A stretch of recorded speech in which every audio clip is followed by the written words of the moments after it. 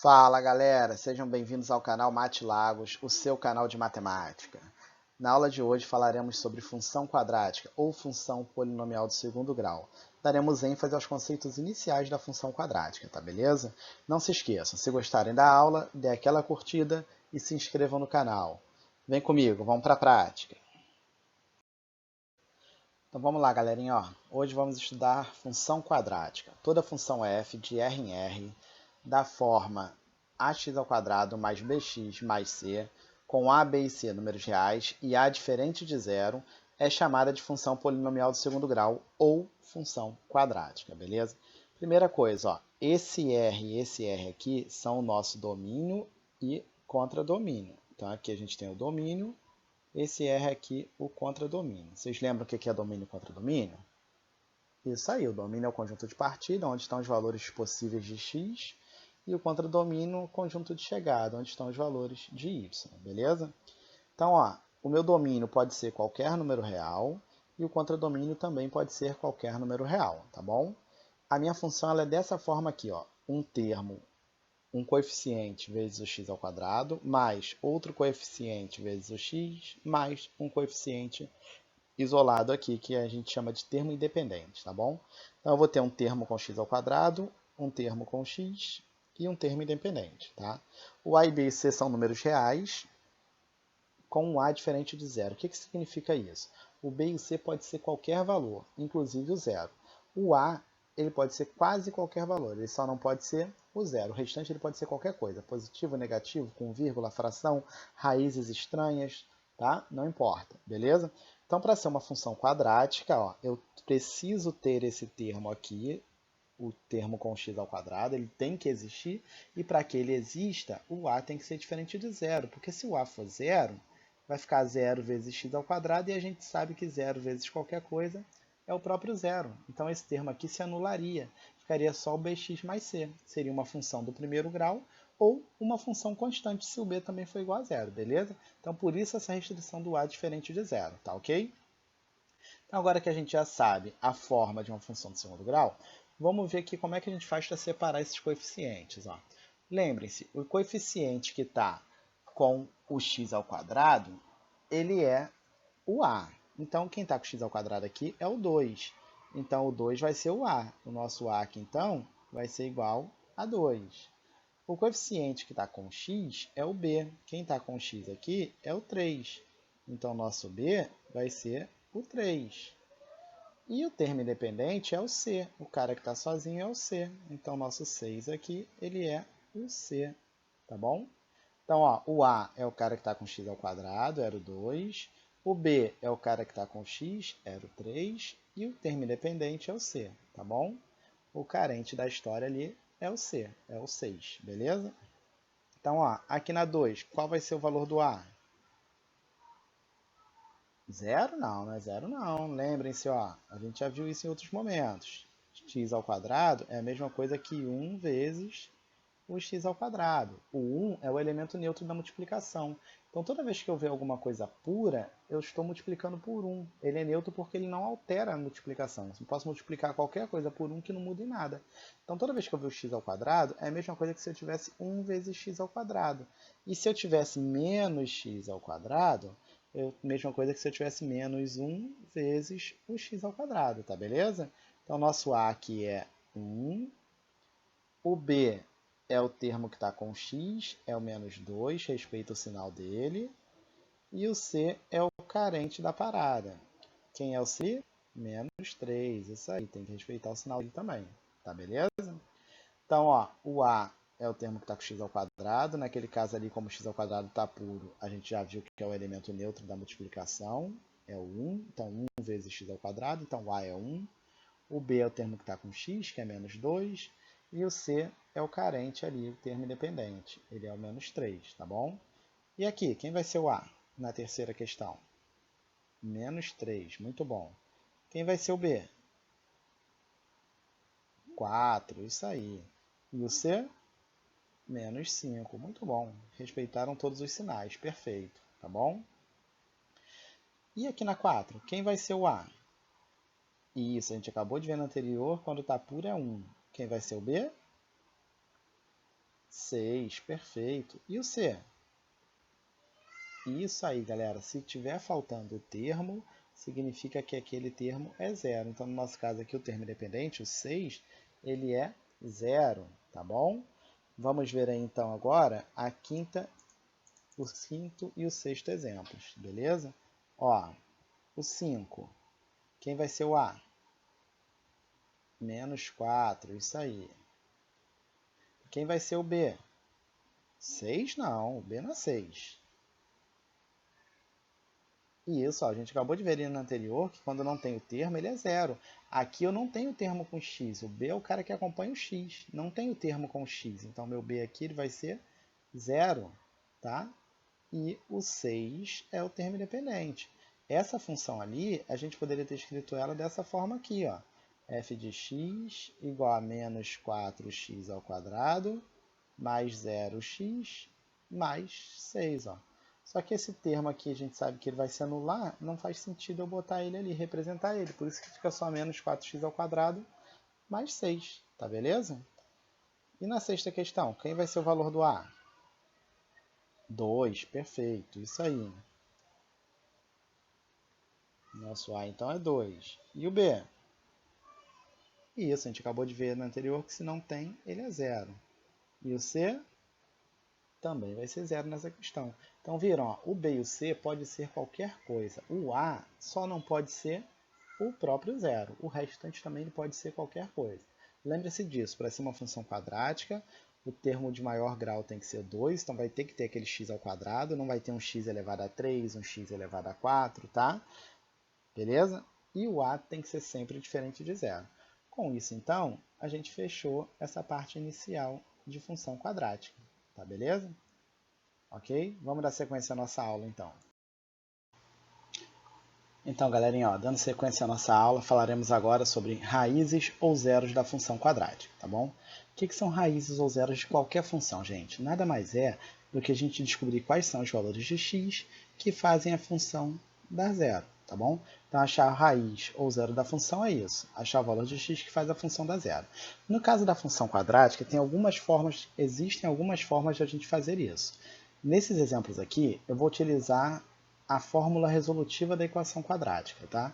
Também conhecida como fórmula de Bhaskara. Nada tem a ver com Bhaskara, mas ficou conhecida como fórmula de Bhaskara, beleza? Eu chamaria o tempo inteiro de fórmula resolutiva da equação quadrática, tá bom? O que diz a fórmula resolutiva? Menos b, que x é igual a menos b, mais ou menos a raiz de delta, sobre 2 vezes a. O a e o b a gente já está acostumado a pegar lá na fórmula da equação quadrática, igual a gente fez nos exemplos anteriores aí. Mas e esse delta? Quem é esse bendito desse delta? Esse delta, a gente tira ele através dessa fórmula aqui, ó. B ao quadrado menos 4 vezes A vezes C, beleza? Então, viu como é importante a gente saber bem determinar quem é o A, o B e o C da nossa função? Tá? Eles vão aparecer em toda a nossa fórmula aqui para poder determinar as raízes da função, tá ok? Então, a primeira coisa que eu vou fazer é determinar quem é esse A, B e C, tá bom? Qual o valor do A da nossa função? Vocês lembram como é que a gente pega o A? Isso aí, ó. O A é o termo que está junto com o x ao quadrado. Nesse caso aqui, o x ao quadrado está puro, por causa do elemento neutro da multiplicação, que é o 1. Então, x ao quadrado puro é a mesma coisa que 1 vezes x ao quadrado. Então, nosso A é igual a 1, tá bom? Quem vai ser o B? O B é o termo que está com x. Quem está com x aqui é o menos 5. Então, nosso B vai ser menos 5. E o C é o carente da jogada ali, é o termo independente, é o cara que está sozinho, que nesse caso aqui é o mais 6, beleza? Lembrem-se de respeitar todos os sinais, tá bom? Então agora que eu já separei o A, o B e o C, eu preciso determinar primeiro o delta, porque eu vou precisar dele aqui dentro dessa raiz, tá? Então vou começar calculando esse delta. O delta vai ser pela fórmula B ao quadrado menos 4 vezes A vezes C. Quem é o B? O B não é menos 5? O B aqui não está ao quadrado, então menos 5 vai ficar ao quadrado, tá bom? Menos 4 vezes o A, que é 1, vezes o C, que é 6. Então, nosso delta vai ser igual a menos 5 ao quadrado. Ó, nosso expoente aqui é o quadrado, então ele é par. É o número 2, ele é um número par. Toda vez que o expoente for par, O que tiver elevado a ele fica positivo, lembram-se disso? Então, menos 5 ao quadrado, mesma coisa que 5 vezes 5, que dá 25. Menos 4 vezes 1, 4 vezes 6, 24. Então, o nosso delta ele é igual a 1. Beleza? Determinei o delta, falta eu pegar o que agora? O valor do x, que é o que a gente está procurando aqui, tá bom? Deixa eu subir aqui nossa tela um pouquinho. E como é que a gente vai determinar esse valor de x?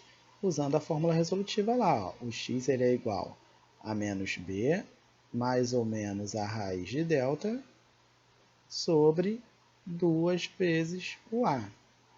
Tá bom? Então vai ficar, ó, menos b, o b é menos 5, então menos 5. Quem quiser fazer a regra de sinal aqui e botar 5 positivo direto também pode, tá? Mais ou menos a raiz de delta, que é o 1, dividido por 2 vezes o a, que é 1. Então, quem vai ser o nosso x? O nosso x ele vai ser igual a menos 5, então é 5 positivo, mais ou menos a raiz quadrada de 1, que é o próprio 1, sobre 2. Viu que aqui a gente tem dois sinais? Se eu tenho dois sinais, significa que eu tenho duas respostas possíveis. Vou chamar uma de x1 e a outra de x2, tá bom? Quem vai ser o meu x1? No meu x1 eu vou considerar o sinal de mais que tem aqui no meio. Então vai ficar 5 mais 1 sobre 2. 5 mais 1 é 6, 6 dividido para 2 é 3. O meu x2 vai ficar 5 menos 1 dividido para 2. 5 menos 1 é 4, 4 dividido para 2 é 2. Então, quais são as respostas que a gente tem aqui para esse número 1? O 2 e o 3. Então, eu posso montar aqui ó, um conjunto solução com o 2 e o 3. Tá? As respostas não precisam estar na ordem que a gente achou. Pode ficar em ordem crescente ou decrescente ou na ordem que você achou mesmo. Isso não interfere em nada. Então, o que significa? Que esses valores de x que a gente achou aqui, o 2 e o 3, se eu substituir eles aqui na minha função, vai fazer esse resultado dar zero. Vamos ver com 2 aqui, por exemplo. Ó. Se eu botar o 2 no lugar do x aqui, vai ficar x ao quadrado, então 2 ao quadrado. Ó. Menos 5 vezes x, então 5 vezes 2. Mais 6. Olha só, 2 ao quadrado é 4. 5 vezes 2, 10. Então 4 menos 10, mais 6. Percebam, ó, 4 mais 6 é 10. 10 menos 10, 0. Então, esses valores que a gente está calculando ali são os valores que fazem a nossa função dar zero. Por isso, eles são chamados de raízes da função. Tá beleza? Ok? Vamos ao próximo exemplo, então. Número 2. Agora a gente vai determinar as equações dessa função aqui. 2x ao quadrado mais 5x menos 3. Mesma lógica do outro. Vamos primeiro determinar o a, depois o b e o c. Depois a gente vai calcular o discriminante, o delta, e depois o valor de x que faz essa equação zerar, essa função zerar, beleza? Então vamos lá. Qual o valor do a? Hein? Isso, o valor do a é o 2. E o b? Isso aí, o b agora é positivo, é o 5. E o c? Isso, não esqueçam o sinal, menos 3. Tá bom? Então a gente já sabe o a, b e c. Vamos calcular o discriminante, então, o delta? Não vou escrever a fórmula não, ó. A fórmula é b ao quadrado. Quem é o b? O 5. Então, 5 ao quadrado. Menos 4 vezes o a, que é 2, vezes o c, que é menos 3. Aqui eu tenho que separar com parênteses. Ó. Teriam dois sinais seguidos, tá bom? Então, quem vai ser o nosso delta? 5 ao quadrado, 25. Menos aqui do 4 com menos aqui do 3 vai dar mais. 4 vezes 2, 8. Vezes 3, 24. Então, nosso delta ele vai ser igual a 25 mais 24, que dá 49. Beleza? Deixa ele aqui guardadinho para a gente. Tá bom?